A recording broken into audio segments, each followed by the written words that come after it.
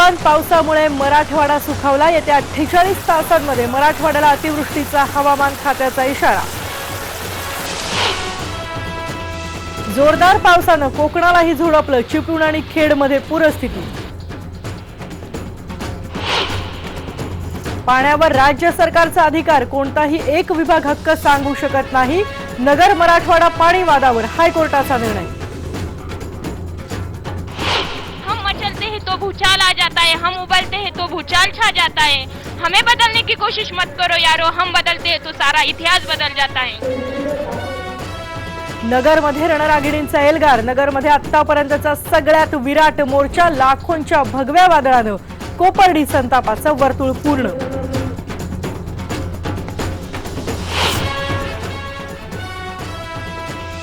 उरणमधले नागरिक अजूनही दहशतीच्या सावटाखाली, पण आढावा घेऊन नौदलानं थांबवली शोध मोहीम। पोलिसांचं कोम्बिंग ऑपरेशन सुरूच।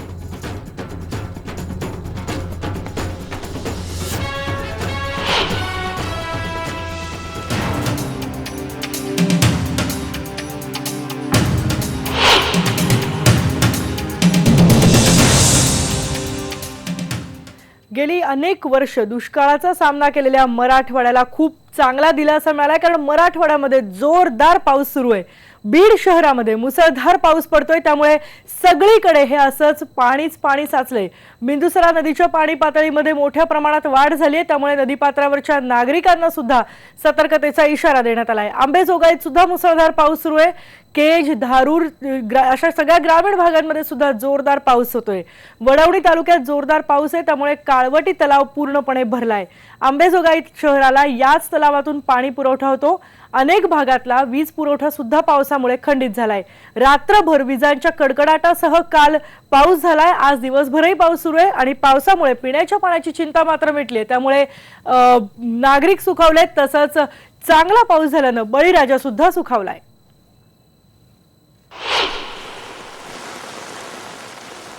तीन वर्ष भीषण दुष्काळात काढल्यानंतर यंदा परभणी जिल्ह्यावर आता वरुणराज चांगलाच मेहरबान झालाय, कारण गेल्या 2 दिवसांपासून जिल्ह्याभरामध्ये मुसळधार पाऊस पडतोय।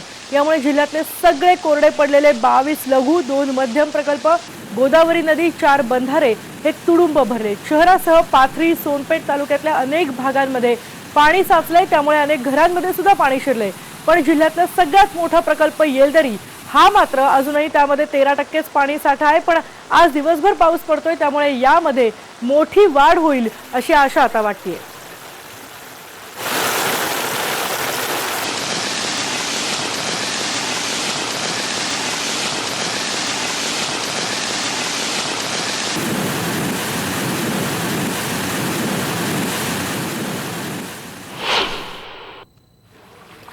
आणि उस्मानाबादमध्ये तर तुफान पाऊस सुरू आहे। उमरगा तालुक्यात मुसळधार पाऊस सुरू आहे। येत्या 48 तासात इथे अतिवृष्टीचा इशारा देण्यात आलेला आहे। उमरग्यामध्ये 8 दिवसामध्ये 1000 मिलीमीटर इतका पाऊस झालाय। पावसामुळे इथल्या 6 गावांचा संपर्कही तुटलाय। मळगेवाडी गावामध्ये तर पाणी शिरलंय। उस्मानाबाद जिल्ह्यातल्या 234 लघु आणि मध्यम प्रकल्पातल्या पाणी पातळीत सुद्धा वाढ झाली आहे।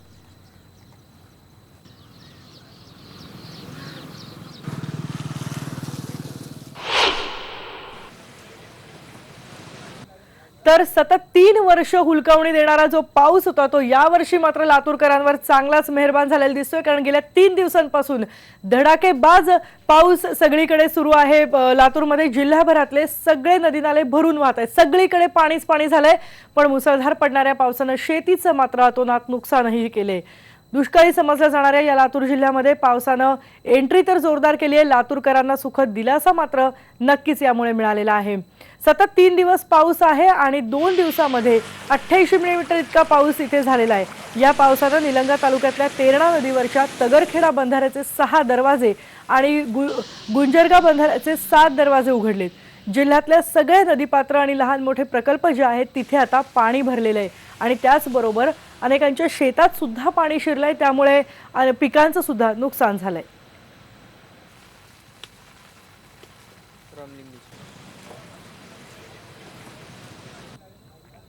आपण बघतोय पावसाचं साठलेलं हे पाणी आहे आणि शेतांमध्ये सुद्धा पाणी गेलेलं आहे।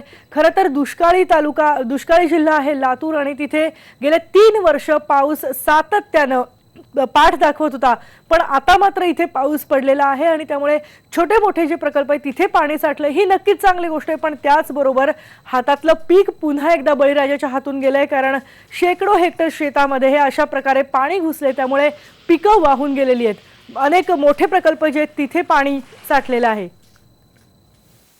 तेरणा आणि मांजरा नदीला आलेल्या पुरामुळे या ठिकाणी आमची शेतजमीन पूर्णपणे आज पाण्याखाली आहे। माझी स्वतःची 20 एकर जमीन आज पूर्णपणे पाण्याखाली गेलेली आहे।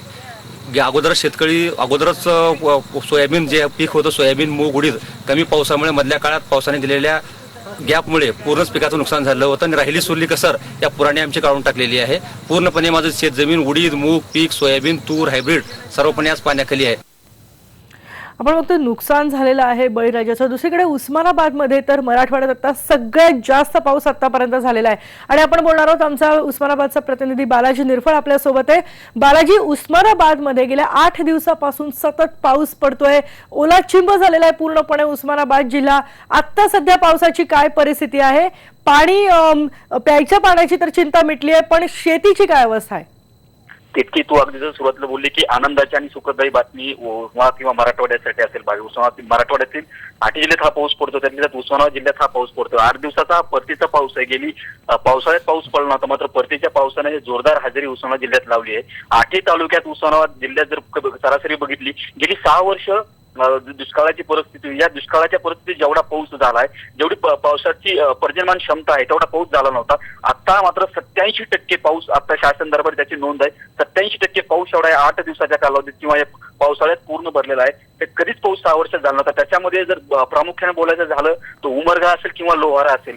उमरग्यात तर बघितलं तर 1000 मिलीमीटर इतका पाऊस हे 8 ते 10 दिवसाची सरासरी आहे। अतिवृष्टीचा इशारा प्रशासनाकडून देण्यात आलेला। आताच ती जर परिस्थिती बोलायची झाली तर उमरग्यात आता सुद्धा हा पाऊस चालू आहे। काही नारंगवाडी असेल, काही 2-4 गावाचा परिसर असेल किंवा उमरगा शहर असेल, या परिसरात उमरग्यात पाऊस चालू आहे। लोहाऱ्याची तीच परिस्थिती आहे आणि भूम परांडा या परिसरात सुद्धा आता रिमझिम सुद्धा पाऊस चालू आहे। मात्र उमरग्यात ही परिस्थिती धोक्याची आहे, का तर अतिवृष्टीचा इशारा प्रशासनाकडून देण्यात आलेला आहे। काही गावं 6 गावाचा संपर्क तुटलेला आहे। त्याच्यामध्ये चंदगाळ आहे, बेडगा आहे, मानगोपाळ आहे, मळगेवाडी आहे, या गावाचा याच्यामध्ये संपर्क तुटलेला आहे। त्याच्यामुळे एकूण जर बघितलं तर उमरग्यासाठी धोक्याची घंटा आहे। आता पाऊस बरसतोय, वातावरण हे पावसाचं तसंच चालू असल्यामुळे इथे लोकांना एक भीती आहे।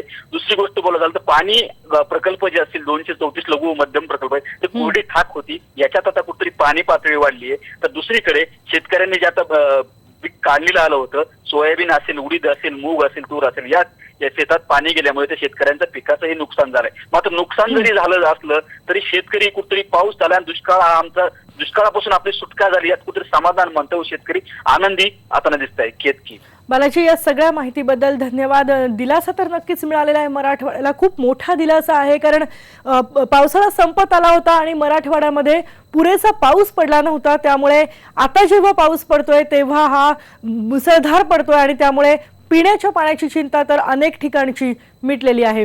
यानंतर ही एक महत्त्वाची बातमी आहे पाण्याबद्दलची। जो नगर आणि मराठवाड्यामधला वाद होता पाण्याचा, त्यावर मुंबई हायकोर्टाने अत्यंत महत्त्वाचा निर्णय दिलाय। पाणी ही राज्याची संपत्ती आहे आणि कोणताही एक विभाग त्यावर आपला दावा करू शकत नाही, असा निर्णय मुंबई हायकोर्टाने दिलेला आहे।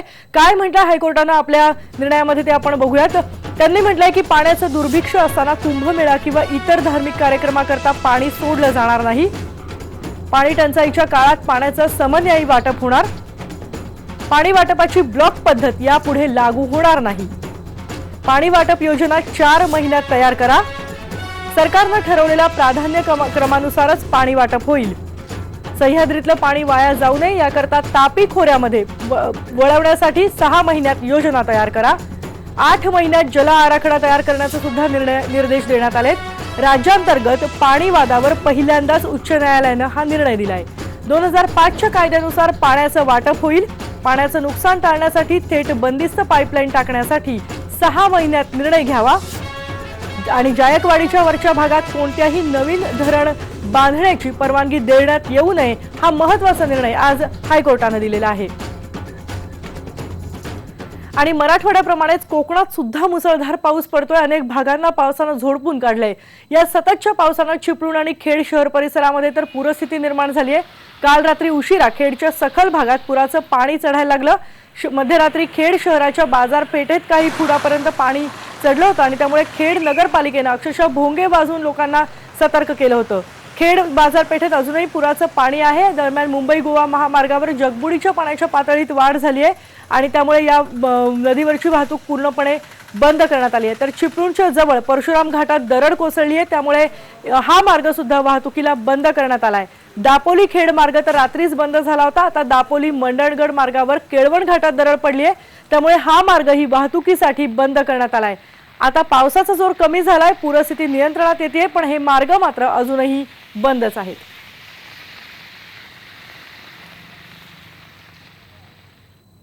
साहजिकच आहे, मुंबई गोवा महामार्गावरची वाहतूक देखील आता सध्या विस्कळीत झालेली आहे. यानंतर आपण गावाकडच्या बातम्यांमध्ये इथे एक ब्रेक घेतोय. पहा फक्त IBN लोक.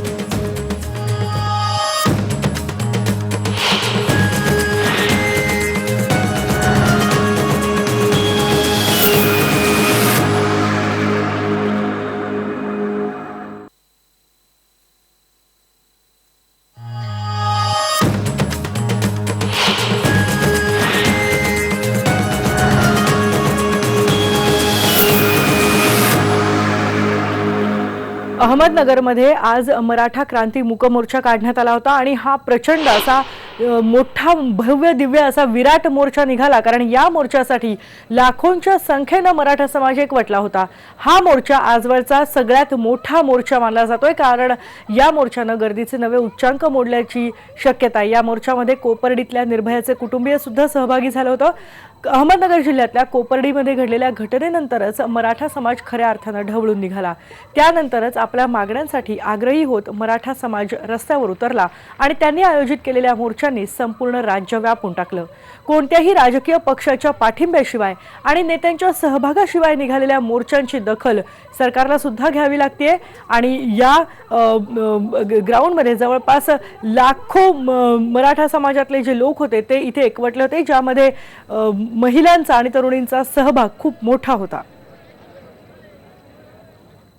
यानंतर आपण एक ब्रेक घेतोय, पण ब्रेकवर जाण्यापूर्वी आतापर्यंतच्या महत्त्वाच्या हेडलाईन्स.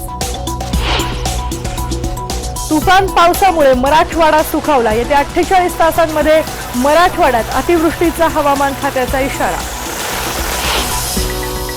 जोरदार पावसानं कोकणालाही झोडपलं. चिपळूण आणि खेडमध्ये पूरस्थिती.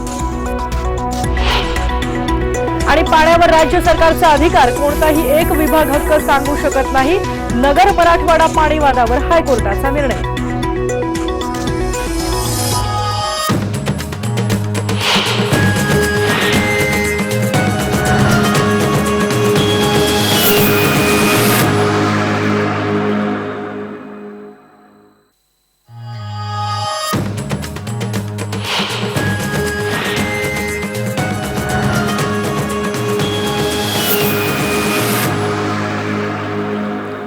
उरणमधली शोध मोहीम आता अंतिम टप्प्यात आलेली आहे. उरणमध्ये काल सकाळी 7:15च्या सुमाराला 4 बुरखाधारी आणि बंदूक घेतलेल्या, हातात शस्त्र घेतलेल्या लोकांना पाहिल्याचं शाळकरी मुलांनी सांगितलं होतं. त्यानंतर इथं शोध मोहीम सुरू होती, पण शोध मोहिमेदरम्यान काहीच ठोस मिळालं नाही अशी माहिती सूत्रांनी दिली आहे. त्यामुळे कदाचित शोध मोहीम आता थांबवण्याची सुद्धा शक्यता व्यक्त केली जाते. यापूर्वीच नौदलानं ही शोध मोहीम थांबवण्याचा निर्णय घेतलेला आहे, पण आता पूर्णपणे सगळी शोध मोहीम जी आहे ती कदाचित काही वेळात थांबवली जाऊ शकते. यानंतर आपण गावाकडच्या बातम्यांमध्ये इथेच थांबतोय. पहा फक्त IBN लोकमत.